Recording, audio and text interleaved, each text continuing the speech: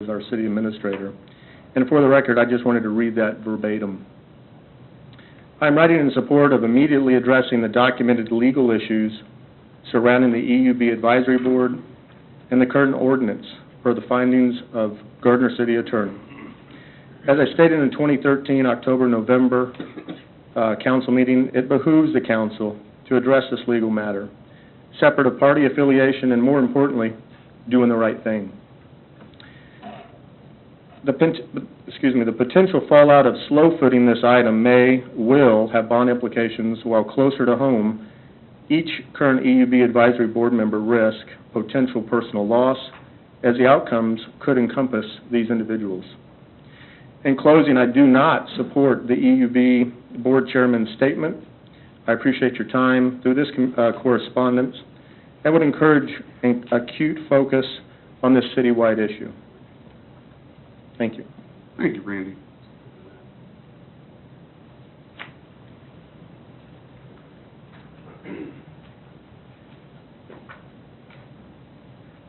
Is there anyone else?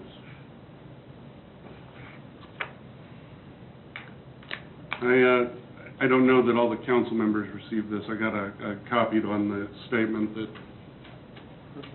Randy was discussing from Eric Schultz.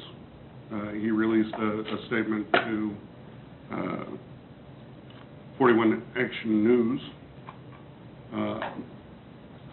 and not knowing whether or not you received it, I'll just go ahead and read the statement to you, dated today. The Gardner Electric Utility Board has been functioning as prescribed by Gardner City Ordinance 2296 since its original passage in 2008. Ordinance 2296 was patterned closely after a template ordinance provided by the American Public Power Association, an organization that supports municipal power organizations in all 50 states, and with the input of the Council of the City of Gardner. The EUB is aware of concerns raised by Mr. Ryan Dank, current counsel for the City of Gardner, regarding potential conflicts between Ordinance 2296 and Kansas State statute, as raised during public meetings last fall. The EUB has not, either before or since the concerns of Attorney Dank were raised, in public forum, been formally notified of any actions that should be halted by the EUB.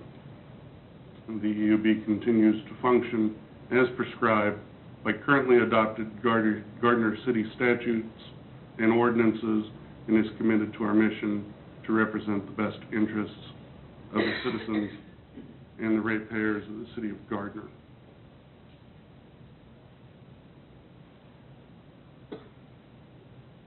So that's how we'll start.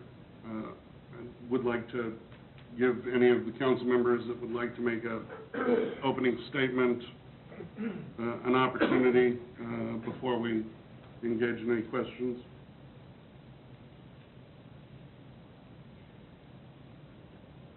Okay. With no one wishing to make a statement, let me begin by saying I think that the purpose of the meeting tonight is clear. Given the information that we've got, do we want to continue to move forward with an electric utility board that is currently not in compliance with the state statute on a myriad of issues,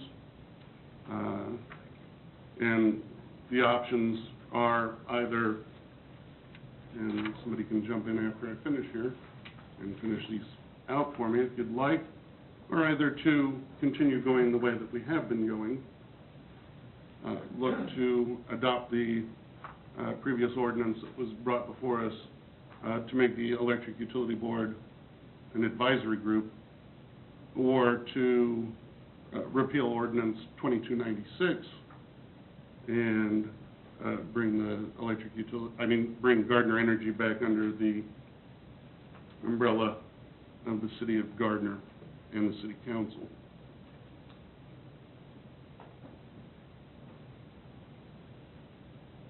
Are you looking for a motion? No, I'm just, does anyone have any questions for Terry? I do, actually. I appreciate you taking the time to visit this evening, absolutely. Terry, can you join us at the podium? Sorry about that. And then also, obviously, responding so promptly to staff's inquiries, I appreciate that. My question, I guess, and just following with the response, unfortunately, I didn't have access to the conversation itself, so I only have the letter. Was the EUB covered prior to this in any way, and what was the coverage prior to that? It would have came out that it was not. Okay. So it depends on how the claim or the lawsuit is crafted. Okay. But because it's not a legal entity or legally part of the City of Gardner, it would have been found not to be. So on a look-back basis, there have been real issues, and I believe with about a 99.99% confirmation that we would have denied coverage. Okay. The other question, I guess, then, when we compare that to, you know, we have the Zoning Appeals Board, the Airport Board, we have our Planning Commission, how is coverage different for those boards as far as individual liability and things? How is it different when we compare it to what you've sent to us for the EUB? Planning and zoning boards, there's no coverage for them either. So there's no coverage for any of the boards right now? For any, that's incorrect. We pick up some advisory boards and those kinds, but there's a specific exclusion for planning and zoning. Okay, so those, And if you have an Those three economic wouldn't be- development council, or, you know, there's all kinds of names for various advisory groups, we would pick them. right, okay. So, but the boards that we have right now, which, forgive me if I'm leaving one out, but we have the Planning Commission, the Board of Zoning Appeals, and the Airport Board that are officially done by the city. And none of those three have coverage right now for any individual liability. The Constitution of the Airport Board, can you help me with that? Are those? Fortunately, I don't think we've got it at our fingertips. The airport board has, the eligibility requirements of the airport board do not stipulate that individuals that serve on the board are citizens of the city of Gardner. They don't have to be citizens. Okay. But if they're appointed by this council, they would be covered. They would be covered. Yes. So the Planning Commission and the Board of Zoning Appeals are appointed by this board as well? Except we have a specific specifically- exclusion for planning and zoning operations. Okay. And why is that? It's an emerging area of law that's hard to get its arms around, and usually there's processes already in place that cities have people go through, and we would be duplicative, and there's just issues associated with those. And would it be a little bit, I mean, they don't really make binding decisions, I mean, per se. They're more, they bring, everything that they bring as recommendations to council, and then council votes on those. So is that a difference? I mean, so if somebody wanted to sue a planning commissioner, I mean, what would they base that on? I guess, you know what I mean? How would somebody bring a suit against a planning commissioner if they're not really making?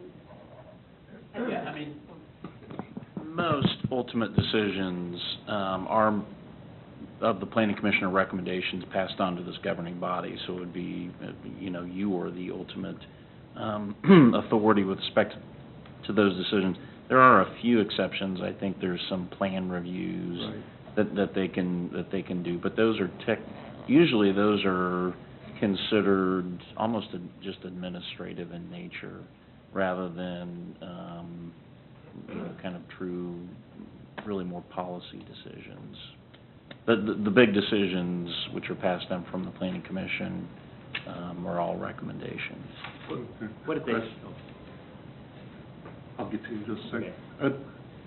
Terry, but members of the governing body here, we have liability coverage? Yes, the city council has errors and omissions, but if it is a formal claim in planning and zoning, we would protect you, but we would not address the claim itself. If the electric utility board became an advisory board, then they be covered? Is this one of the boards you would cover? If it's legally constituted, we would give consideration to Then that. why isn't the planning and zoning if it's also an advisory? What's the difference? The activity that they're involved in. Have we always not had coverage, or is this something that's... Correct. No, I mean... Yeah, our Since NPR, organization